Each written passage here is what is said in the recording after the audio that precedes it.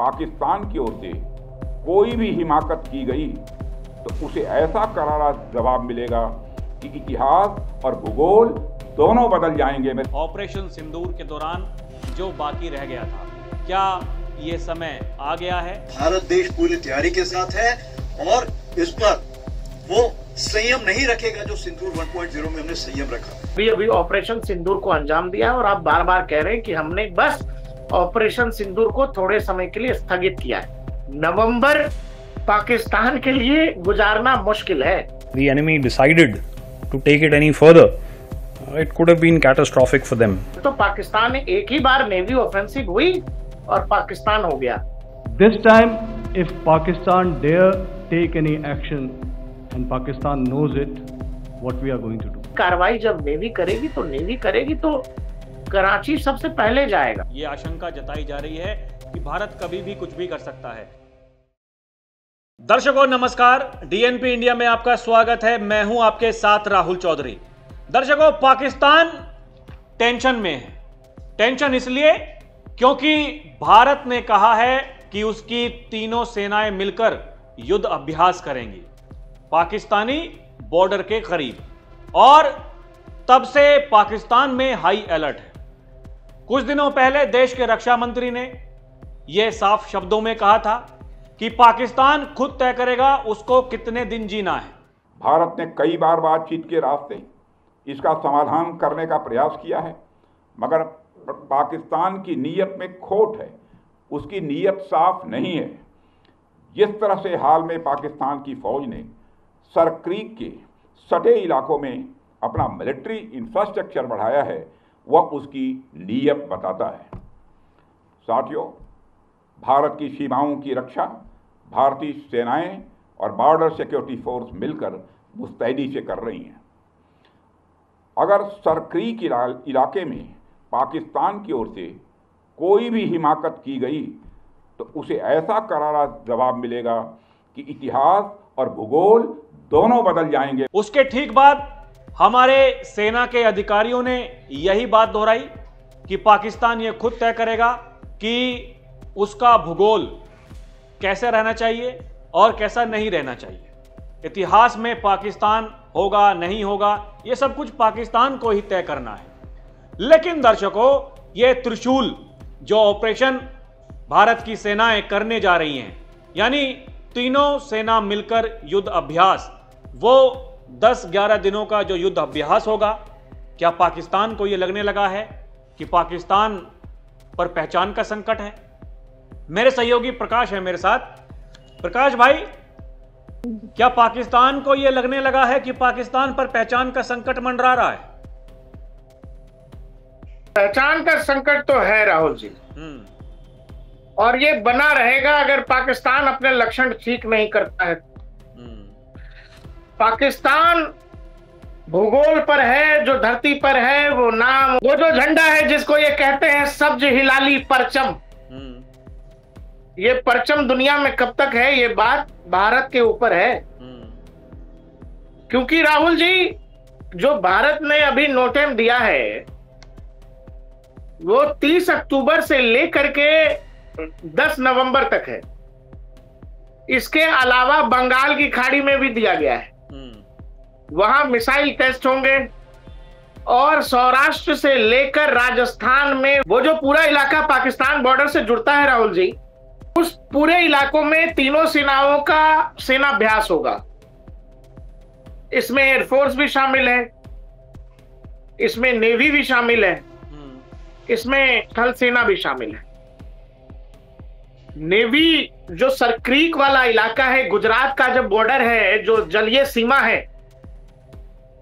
वहां पर सरक्रीक को लेकर अभी अभी कहा गया था राजनाथ सिंह की तरफ से कि सरक्रीक को बदलने की कोशिश ना करे पाकिस्तान, वरना भूगोल बदल देंगे। अब राहुल जी, ये सब हो कब रहा है, इसकी टाइमिंग बहुत जरूरी है, हम दर्शकों को समझाएं। राहुल जी, एक बहुत पॉपुलर और पुरानी वेब सीरीज है गेम ऑफ थ्रोन्स, सिंहासन का खेल। गेम ऑफ थ्रोन्स में एक डायलॉग है Rahul ji, winter is coming. Pakistan के लिए वही है, विंटर इज कमिंग। नवंबर पाकिस्तान के लिए गुजारना मुश्किल है। पाकिस्तान ने जो तीनों सेनाओं का हमारा युद्धाभ्यास हो रहा है, ये जिस इलाके में हो रहा है राहुल जी, गुजरात से लेकर राजस्थान तक, आप जब इसकी सीमाओं को देखेंगे तो बहुत कम मौके ऐसे रहे हैं सेना के लिहाज से कि जहां तीनों ही सेनाओं ने युद्धाभ्यास किया है। और ये तब हो रहा है राहुल जी, और ये तब हो रहा है राहुल जी जब आपने अभी अभी ऑपरेशन सिंदूर को अंजाम दिया और आप बार बार कह रहे हैं कि हमने बस ऑपरेशन सिंदूर को थोड़े समय के लिए स्थगित किया है, कंप्लीट नहीं किया है, स्थगित किया है। और इसी बीच आप ये देख रहे हैं जो टाइमिंग से उनको लेकर के आप ध्यान रखिए। अभी अभी डोनाल्ड ट्रंप क्या कह रहे हैं? Munir is my friend, Shahbaz Sharif is great, Pakistan is great country. इसी समय बलूचिस्तान में क्या हो रहा है? इसी समय केपीके का जो चीफ मिनिस्टर है वो क्या कह रहा है? केपीके वाला कह रहा है कि हम पाकिस्तानी नहीं है, हम तो अलग लोग हैं। बलूचिस्तान और तालिबान का जो बॉर्डर है अफगानिस्तान का, वहां क्या हो रहा है? बलूचिस्तान के अंदर टीटीपी और केपीके में भी टीटीपी, और इसके अलावा जो पूरा बॉर्डर बलूचिस्तान और केपीके से लगता है, वो जो पूरा डुरेंट लाइन है अफगानिस्तान के साथ, वो एक्टिव है। और अभी पाकिस्तान ये भी कह रहा है कि अफगानिस्तान बातचीत से माना नहीं तो हम सेना देंगे। इन सभी चीजों को जोड़िए और जो हमारे सेनाध्यक्ष हैं, जो हमारे सीडीएस हो या थल सेना अध्यक्ष हो या फिर हमारे एयर चीफ हो, देश के रक्षा मंत्री हो, इन सब के बयान देखिए। Had the enemy decided to take it any further, it could have been catastrophic for them, not only from the sea, but from other dimensions as well. This time, if Pakistan dare take any action, and Pakistan knows it, what we are going to do. That's all. हमारी जो तैयारी है उसमें कोई कमी नहीं है और हमारा ये मानना है कि इस बार जो भी हम एक्शन लेंगे वो पिछली बार से ज्यादा हो। जब आप थल सेना अध्यक्ष का बयान सुनेंगे जिसमें वो कह रहे हैं अपने जवानों से कि आप लोगों को तैयार रहना होगा, कभी भी उस तरफ जाने का आपको मौका मिल सकता है, आपको बाउंड्रीज बदलने का मौका मिल सकता है। हाँ, वो तो ये कह रहे थे कि जो पहले हमने किया खाली ट्रेलर है, आप लोग तैयार रहिए, जल्द आपको मौका मिलेगा। ओके, भगवान ने चाहा तो जल्द आपको मौका मिलेगा। इस बार भारत देश पूरी तैयारी के साथ है और इस पर वो संयम नहीं रखेगा जो सिंदूर 1.0 में हमने संयम रखा। इस बार हम आगे की कार्रवाई करेंगे और कुछ ऐसी कार्रवाई करेंगे कि हो सकता है पाकिस्तान को सोचना पड़े कि उसे इतिहास में, भूगोल में रहना है कि नहीं रहना है। अगर उसे भूगोल में अपनी जगह बनानी है तो उसके लिए उसे जो स्टेट स्पॉन्सर टेररिज्म जिसको हम बोलते हैं, यानी कि उसका देश जो टेररिज्म को स्पॉन्सर कर रहा है उसे रोकना पड़ेगा। तो आप अपनी पूरी तैयारी करके रखिए और अगर परवरदिगार चाहेंगे, भगवान चाहेंगे, वाहेगुरु चाहेंगे तो बहुत जल्दी ही आपको मौका मिलेगा। उसके लिए ऑल द बेस्ट। जय हिंद। इसीलिए मैंने आपसे कहा कि बहुत सारे डिफेंस एक्सपर्ट लिख रहे हैं, बोल रहे हैं, हालांकि ये ऐसी चीजें हैं जो इस पर अनगिनत लिखा बोला जा सकता है, लेकिन ये कब होगा, कैसे होगा, किस समय होगा, क्या तारीख होगी, क्या टेन्योर होगा, ये सब कुछ तो सेनाएं और सरकार को तय करना है। लेकिन हम आप तो केवल मैसेजिंग पढ़ सकते हैं, जो कुछ हो रहा है उसको हम आप एक्सप्लेन कर सकते हैं। वो ये बताता है राहुल जी कि विंटर इज कमिंग। पाकिस्तानियों, गेम ऑफ थ्रोन्स तुमने देखा है तो तुमको पता है, करगिल में तुम्हारे साथ क्या हुआ था ये भी तुमको पता है। तो विंटर इज कमिंग, ये तुम्हारे लिए ठीक समय नहीं है। अपने लक्षण ठीक करो, नहीं तो वो जो कह रहे हैं आप ये समझो कोई सिपाही, हवलदार या सूबेदार नहीं कह रहा है,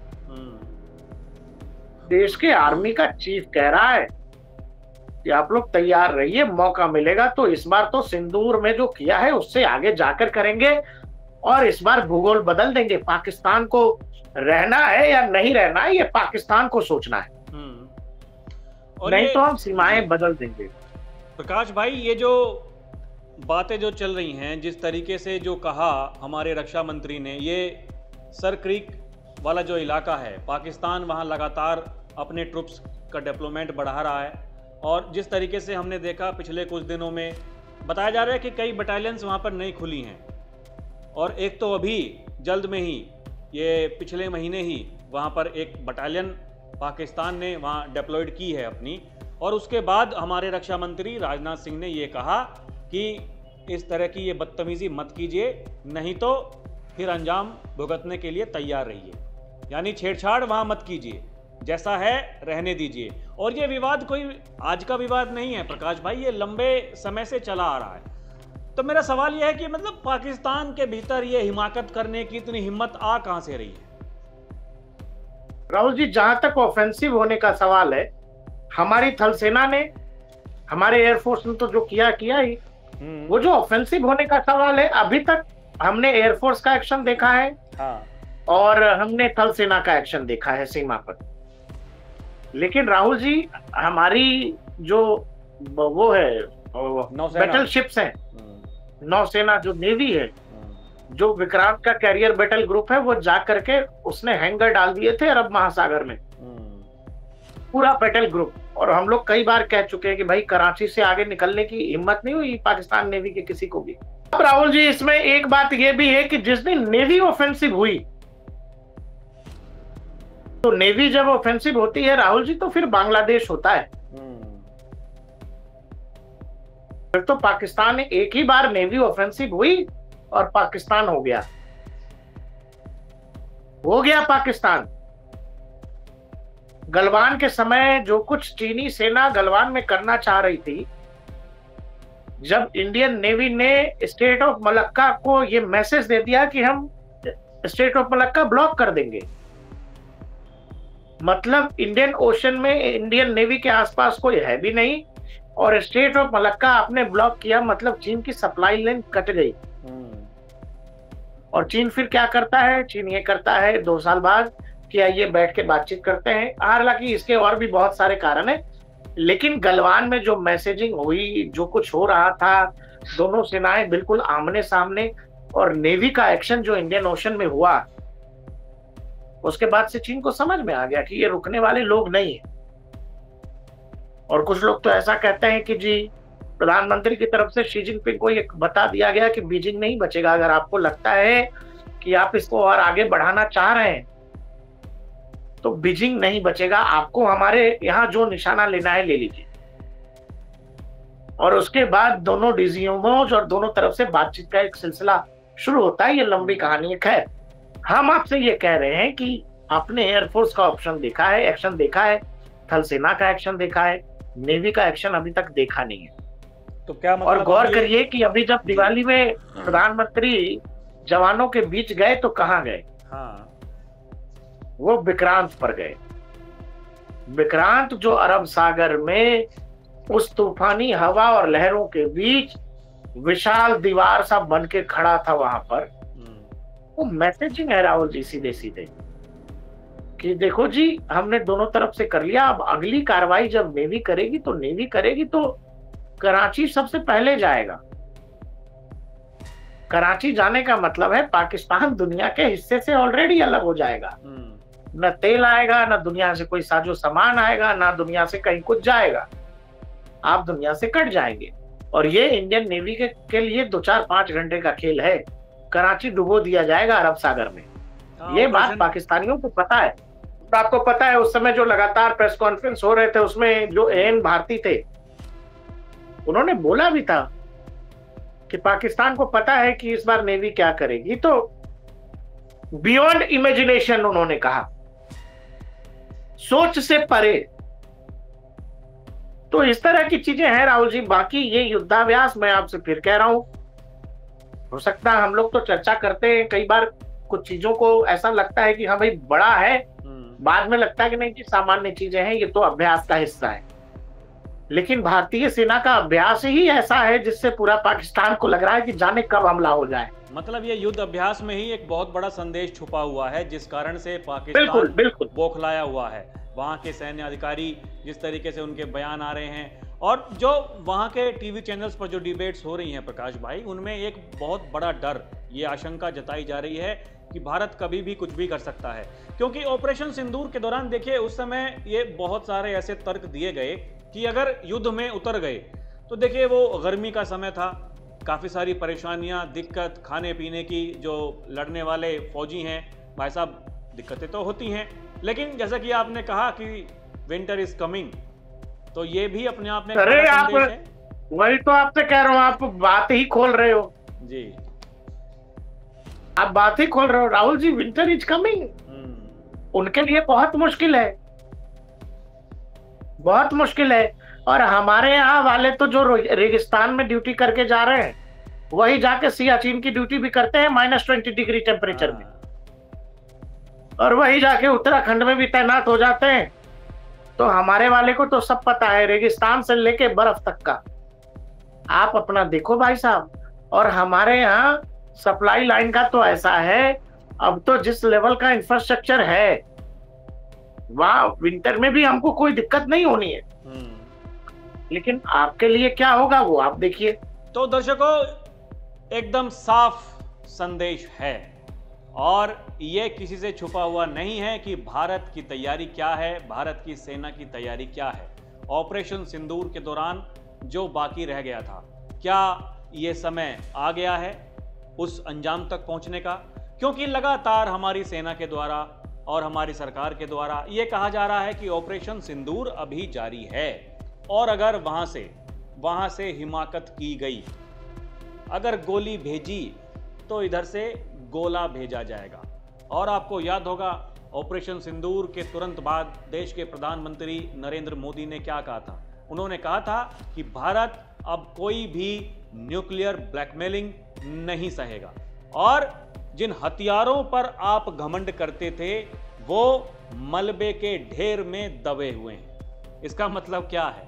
इसका मतलब ये है दर्शकों, जो ये भिखमंगे पाकिस्तान वाले सोच भी नहीं सकते थे, हमने ऑपरेशन सिंदूर में वो कर दिया। और अब जब ये ऑपरेशन सिंदूर 2.0 होगा तो फिर पाकिस्तान के कितने टुकड़े होंगे उसको खुद नहीं पता। दर्शकों, आपको क्या लगता है हमें कमेंट करके जरूर बताइएगा। अभी के लिए इतना ही। आप देखते रहें DNP इंडिया, हर खबर भरोसे के साथ। नमस्कार, जय हिंद।